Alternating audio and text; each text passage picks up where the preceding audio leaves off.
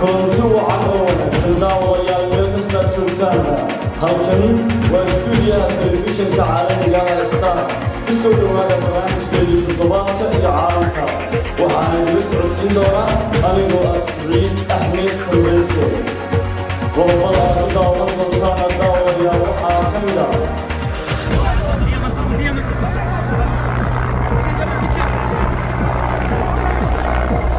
dowladda Hindiya ayaa waxa ay dalbatay in la sii daayo duuliyihii waday diyaarad ay soo rideen diyaaradaha dagaalka ee waddanka Pakistan iyada oo ay cirkays ku sii shareertay xiisadda Kashmir ee u dhaxaysa labada quwadood ee haysta hubka nukliyeerka.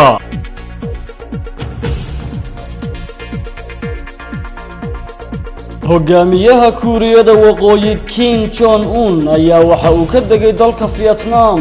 isaga oo ka qayb galaya shir uu la leeyahay madaxweynaha waddanka Mareykanka Donald Trump.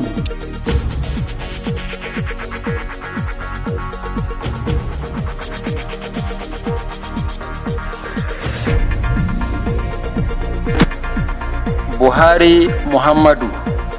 of the APC.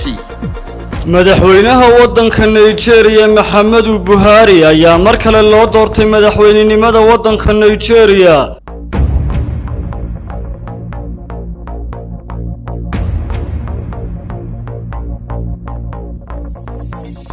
wararka ka imanaya waddanka Australia ayaa sheegaya in xagaagii ugu kululaa inta la og yahay uu soo maray waddankaasi sida ay baahisay waaxda u qaabilsan saadaasha hawadu.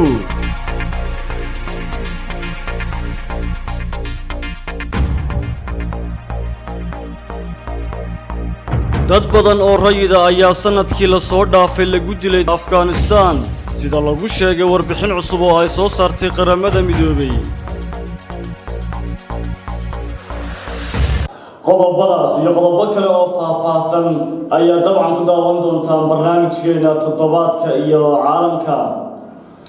qodobka ugu horeeya ayaa daawadayaal waxaan ku soo qaadanaynaa dowladda waddanka Hindiya ayaa waxay ka codsatay waddankaasi Pakistan in loo sii daayo duuliyihii waday mid ka mid ah diyaaradihii dagaalka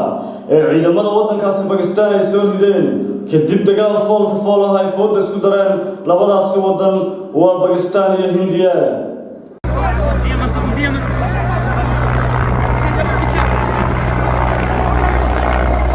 dowladda Hindiya ayaa waxa ay dalbatay in la sii daayo duuliyihii waday diyaarad ay soo rideen diyaaradaha dagaalka ee waddanka Pakistan iyada oo ay cirkays ku sii shareertay xiisadda Kashmir ee u dhaxaysa labada quwadood ee haysta hubka nukliyeerka. muuqaal muujinaya duuliyaha oo indhaha laga xiray wejigiisana uu dhiig badani ku yaallo ayaa waxaa baahisay wasaaradda warfaafinta ee waddanka Pakistan. dowladda Hindiya ayaa sawirada waxa ay ku tilmaantay inay yihiin kuwa soo bandhigaya niyad xumi lagula kacay qof dhaawaca. weeraro dhanka cirka ah oo Arbacadii ka dhacay barta kala qaybisa Kashmirta Hindiya maamusho iyo tan Pakistan ay maamusho ayaa ahaa kuwii ugu horreeyay tan iyo dagaalkii 1971.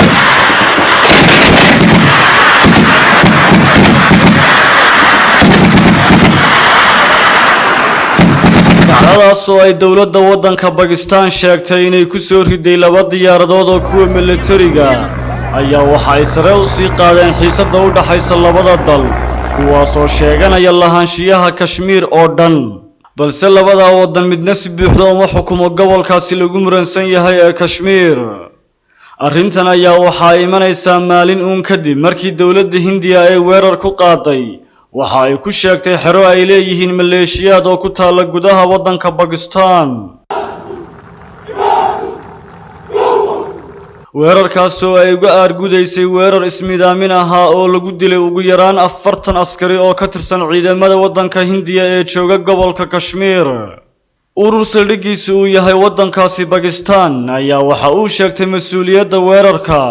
weerarkaas oo ah midkii ugu dhimashada badnaa ee halkaasi ka dhaca muddadii 30 sano ahayd ee ay wadeen dagaalka ay kaga soo horjeedaan maamulka Hindiya ee Kashmir.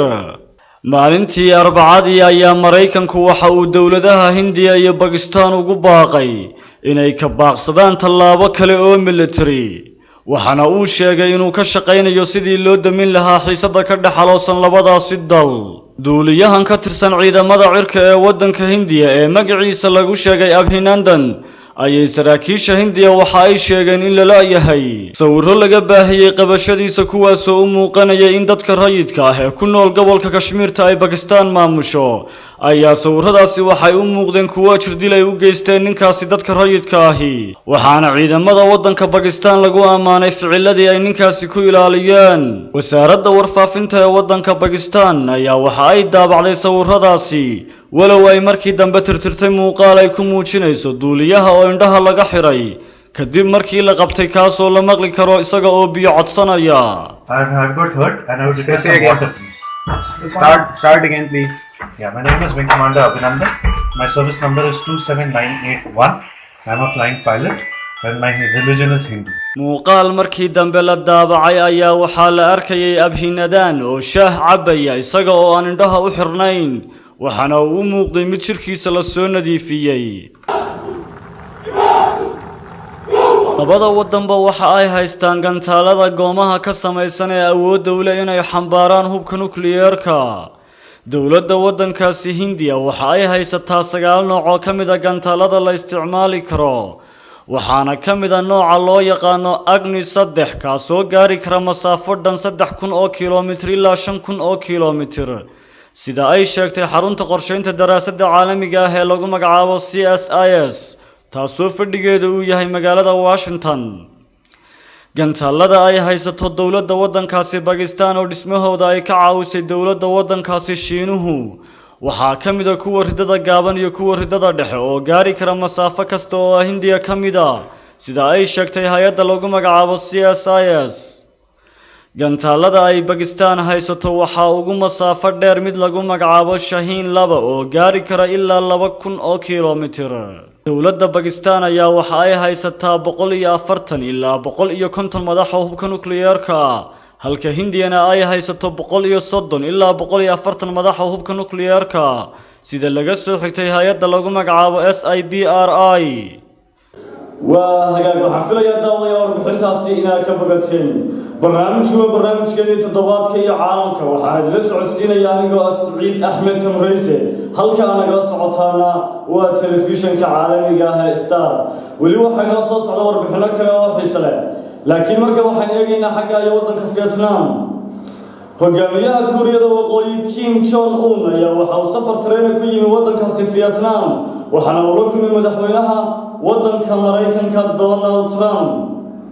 hogaamiyaha Kuuriyada Waqooyi Kim Jong Un ayaa waxa uu ka degay dalka Vietnam isaga oo ka qayb galaya shir uu la leeyahay madaxweynaha waddanka Mareykanka Donald Trump. shirkan labaad ee ay yeelanayaan Mareykanka iyo Kuuriyada Waqooyi ayaa daba socda wareegii koobaad ee taariikhiga ah ee kala hore ka dhacay dalka Singapore. tareenka cagaarka iyo jaalaha ka kooban ee waday Mr. Kim Jong Un ayaa waxa uu tagay magaalada lagu magacaabo Dongdang. safarkii uu kaga sii aaday magaalada Hanoi waxa uu raacay gaari. kooxda bambayda iyo dad calamo warfinaya oo hareero taagan roog cas oo la goglay ayaa soo dhaweeyay madaxweynaha. laamaha ammaanka mas'uuliyiin iyo sawir qaadayaal ayaa dhoobnaa marka uu tareenka ka soo degayay Mr. Kim Jong Un kadibna gaadhi sugayay ayaa loo sii galbiyay. Kim Jong Un ayaa daaqada hoos u dajiyay muddo kooban ayuuna gacanta u luxayay dadkii. ilaalada uu caanka ku yahay ee dharka madow ayaa ku sii sugayay boosteejada tareenka. gaarigiisa ayayna u baxeen kadib markii ay muddo kooban garab ordayeen. waxaa loo malaynayaa inay la socdaan walaashii oo lagu magacaabo Kim Yo Jong iyo weliba ninka lagu magacaabo Kim Yong Kol oo ah generaal hore oo ka mid ah dadka ugu muhiimsan arrimaha wadaxaajoodka. safarka tareenka ee Pyongyang ilaa iyo waddanka Vietnam ayaa waxa uu qaatay muddo 2 maalmood ka badan waxaana uu ahaa 4000 oo kiiloomitir. haddii uu Kim Jong Un damci lahaa inuu diyaarad raaco muddo saacado ah ayuu ku tagi lahaa waddankaasi. markii uu Mr. Kim Jong Un marayay waddankaasi Shiinaha wadooyinka ayaa loo xiray halka khadadka tareenkana la joojiyey. Dadka baraha bulshada isticmaala ayaa aad u hadalhayay wadooyinka la xiray. Saxmadda gawaarida iyo tareenada ayaa waqtigoodii ka dib dhacay. Boostejada tareenka ee magaalada lagu magacaabo Don Dang ee dalka Vietnam ayaa sidoo kale dadka laga xiray ka hor imaanshihii Mr. Kim Jong Un ee maanta.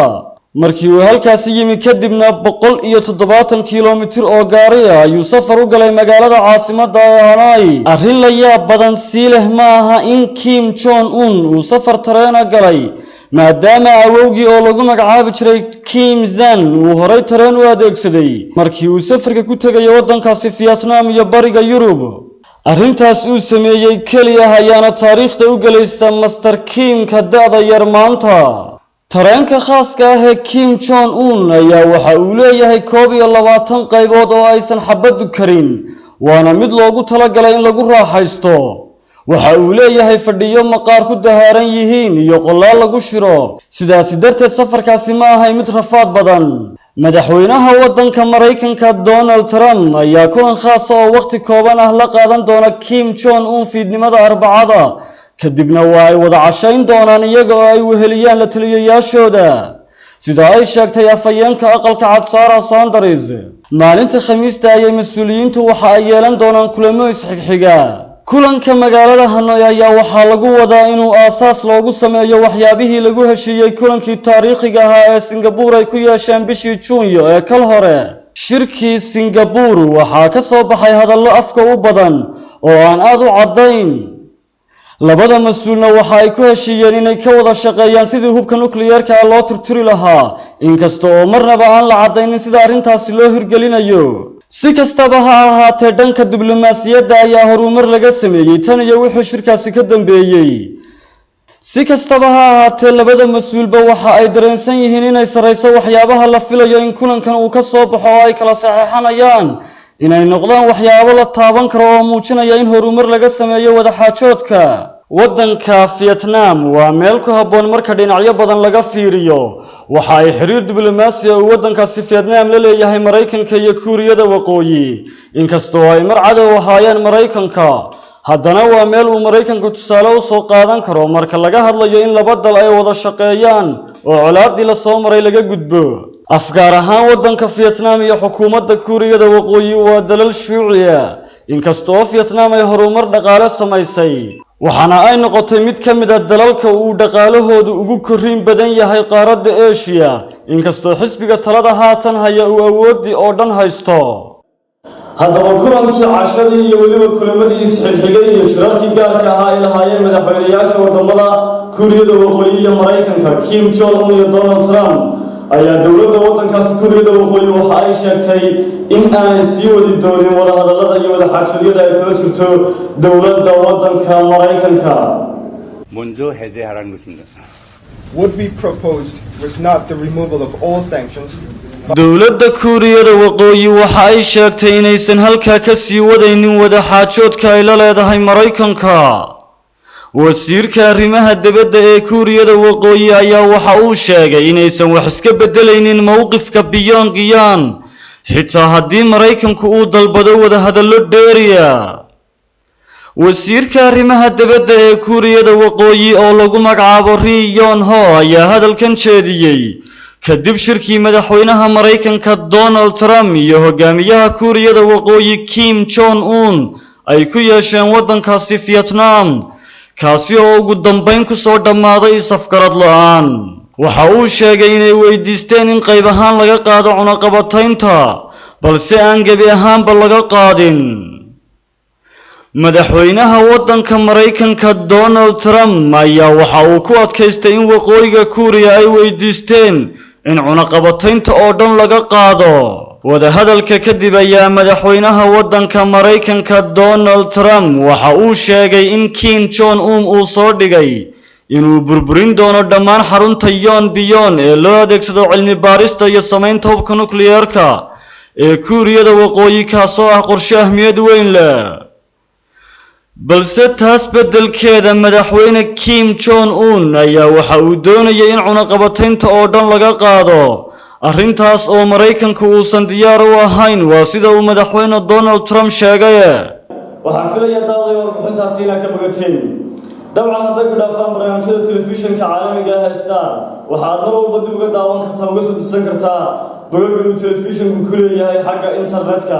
barnaamijyadii ugu dambeeyay iyo wararkii ugu dambeeyay ee halkaas ku daawacno maalin walba weli waxaa inoo soo socda warbixino kale oo xiiso leh oo ay ka mid yihiin doorashadii waddanka Nigeria oo natiijadii lagu dhawaaqay laakiin marka xaggan iyo Afghanistan aan aadno qaramada midoobay ayaa waxa ay sheegtay in tirada dadka rayidka ah ee ku dhintay dagaaladii ka socday waddankaasi Afghanistan in ay kor u kacday dad badan oo rayida ayaa sanadkii la soo dhaafay lagu dilay Afghanistan sida lagu sheegay warbixin cusub oo ay soo saartay qaramada midoobay sanadkii tagay ee 2018 3804 qof oo rayida oo ay ku jiraan caruur gaaraysa 927 qof waa tiradii ugu badnayd ee la diiwaan geliyay tan iyo dagaalkii ugu muddada dheeraa ee dalkaasi dagaalka dalka Afghanistan ayaa waxa uu bilaabmay kadib markii uu bilowday olole ciidamada waddanka Mareykanku ay hogaaminayaan oo looga gol lahaa in meesha looga saaro ururka Taliban kadib weeraradii 11 bishii Sebtembar ee sanadkii 2001 waxayna warbixintani ku soo beegmaysaa maalin uun ka hor iyadoo loo ballansan yahay wajigii labaad ee wadahadallada lagu soo afjarayo dagaalka daashaday waddanka Afghanistan ergeyga gaarka ah ee Mareykanka u qaabilsan wadahadallada Afghanistan ayaa lagu wadaa inuu waddanka Qatar kula kulmo saraakiisha ururka Taliban u qaabilsan wadahadalladaasi ila wareedyo dhanka Taliban ayaa warbaahinta British Broadcasting Corporation u sheegay in mid ka mid ah aasaasiyaasha ururka uu haatan u safrayo waddanka Qatar dadka wax falanqeeya ayaa waxa ay soo jeedinayaan in wadahadallada laga qayb geliyo Mullah Abdul Qani Brother waxaana ay aaminsan yihiin inuu gacan weyn ka geysan karo in heshiis waara laga gaaro dagaalka dalka Afghanistan Mullah Brother ayaa xilal kala duwan ka soo qabtay ururka Taliban ka hor inta uusan maamulka waddanka Pakistan aanu xabsiga dhigin sanadkii 2010 sanadkii hore ayaa xabsiga laga soo daayay kadibna waxaa mas'uul looga dhigay xafiiska ururka Taliban ee dalka Qatar wadahadallada nabadda ee u dhaxeeya ururka Taliban iyo dawladda waddanka Mareykanka ayaa waxa uu ahaa kuwo si xawli ah ku socday iyadoo madaxweyne Donald Trump uu doonayo inuu dalkaasi ka saaro ciidamadiisa oo gaaraya ilaa 14,000 oo askari wadahadalladan oo bishii Janaayo magaalada Doha ee dalka Qatar uga socday muddo 6 maalmood ah saraakiisha ka socday Mareykanka iyo ururka Taliban ayaa waxaa la sheegay in labada dhinacba ay ka go'an tahay in colaadda la soo afjaro dagaalka dalka Afghanistan ayaa waxa uu qaatay muddo 17 sano ah ururka Taliban ayaa waxa uu diiday inuu wax wada hadal ah oo toos ah ula galo dawladda waddanka Afghanistan waxaana uu taa beddelkeeda doorbiday in wada hadal toos ah ula galo dawladda waddanka Mareykanka ururka Taliban ayaa mar walba diiday inay la kulmaan dawladda Afghanistan oo ay ku tilmaamaan mid dabadhilif u ah reer galbeedka diidmada ururka Taliban ee ah inay la kulmaan dawladda Afghanistan ayaa waxa ay tahay mid wajigabax ku ah xukuumadda madaxweyne Ashraf Ghani oo horey u sheegay inuu ergo u diri doono kulanka Taliban wareegii hore ee wadahadallada ayaa ka dhacay dalka Imaaraadka Carabta kaasi oo ay sidoo kale Taliban diideen inay la kulmaan dawladda waddanka Afghanistan waa hagaag waxaan filayaa daawadayaal warbixintaasi inaad ka bogateen weli waxaan dhex mishaaxaynaa barnaamijkeennii toddobaadka iyo caalamka madaxweynaha waddanka Nigeria Muhammadu Buhari ayaa mar labaad waxaa loo doortay jagada madaxtinimada dalkaasi Nigeria waxaana lagu dhawaaqay natiijooyinka doorashooyinka madaxweynenimada isagoo Muhammadu Buhari uu hogaamin doono 4 sano ee soo socota dalkaasi Nigeria Buhari Muhammadu of the APC scored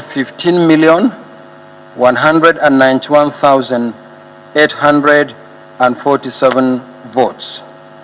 Abubakar Atiku of the PDP scored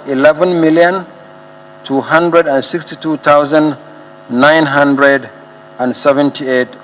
votes. madaxweynaha waddanka Nigeria Muhammadu Buhari ayaa mar kale loo doortay madaxweynenimada waddanka Nigeria sida ay muujinayso natiijada kama dambaysta ah ee doorashadii Sabtidii dhacday hogaamiyahan 76 jirka ah ayaa ka guuleystay madaxweyne ku-xigeenkiisii hore oo lagu magacaabo Atiku Abubakar isaga oo kaga badiyay wax ka yar 4 milyan oo cod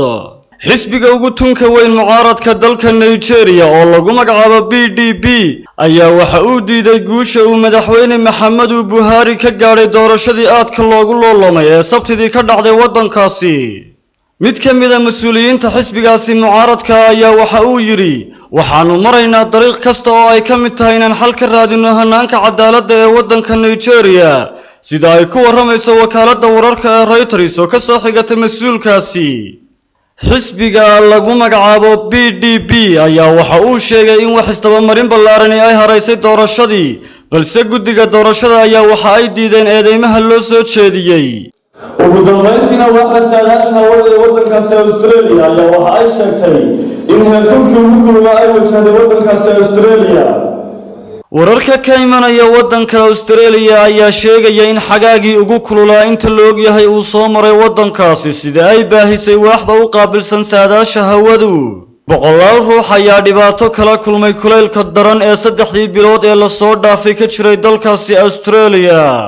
kulaylkan xad dhaafka ah ayaa waxa uu sababay inuu dab qabsado kaymaha qaarkood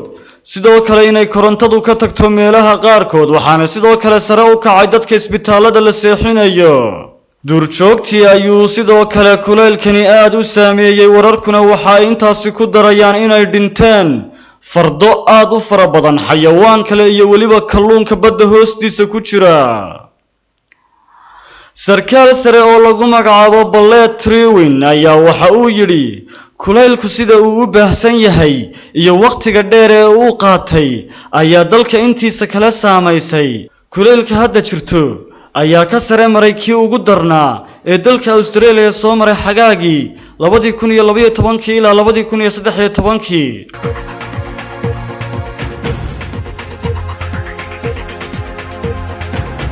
وقتي داولة waxaan ku sii dhownahay guntiga gabagabadii barnaamijka bal markaan dib idin xasuusiyo qodobada ku soo qaadanay barnaamijka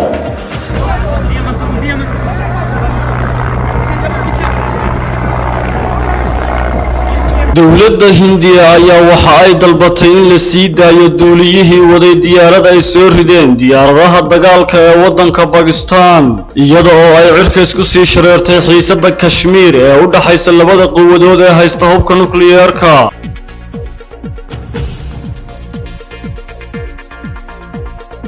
hogaamiyaha Kuuriyada Waqooyi Kim Jong Un ayaa waxa uu ka degay dalka Vietnam isaga oo ka qayb galaya shir uu leeyahay madaxweynaha wadanka Mareykanka Donald Trump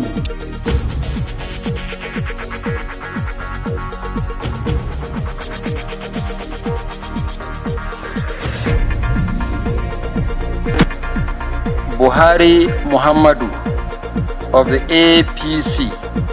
madaxweynaha wadanka Nigeria Muhammadu Buhari ayaa mar kale loo doortay madaxweynenimada wadanka Nigeria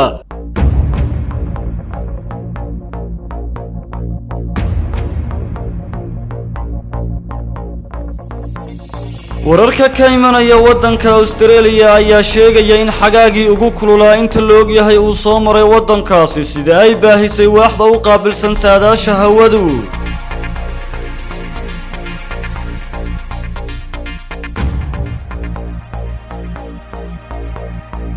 dad badan oo rayida ayaa sanadkii la soo dhaafay lagu dilay Afghanistan sida lagu sheegay warbixin cusub oo ay soo saartay qaramada midoobay وقتي داولة inta waxaan ku soo gabagabeeyay barnaamijkeena toddobaadka iyo caalamka waxaan idin socodsiinayay anigoo Asmiid Axmed Tawreys halkan idin socodsiinay waa telefishinka caalamiga ah ee Star inta barnaamijka magacaas ka doono waxaan ku dhaafayaa salaam calaykum wa rahmatullaahi wa barakaatuh